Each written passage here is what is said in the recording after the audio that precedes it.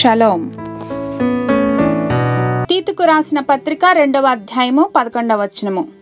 Titus chapter 2 verse 11. సమస్త మనుషులకు రక్షణకరమైన దేవుని కృప. For the grace of God has appeared that offers salvation to all people. కృప అనునది దేవుని యొక్క దానము.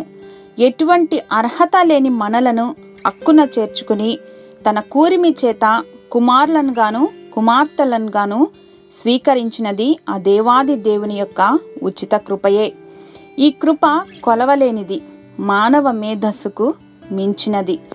కృప శరీరధారిగా యేసయ్య నామధారిగా మన మధ్య నివసించింది. సృజించబడిన సమస్తమును ఆయన ద్వారా సృజించబడిన రీతిగానే సమస్త మానవులకు రక్షణ కూడా యేసునామమందే. అందరూ పాపులై దేవుని కృపకు దూరమైపోగా ఆ పాపము మరణమునకు అప్పగించగా దేవుని దానమైన కృపచేత ఉచితముగా సర్వ మానవాళికి యేసు నామములో రక్షణ, నిరీక్షణ, సమాధానము.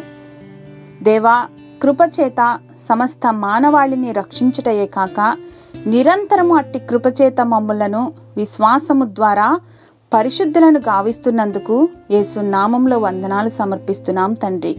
ఆమెన్.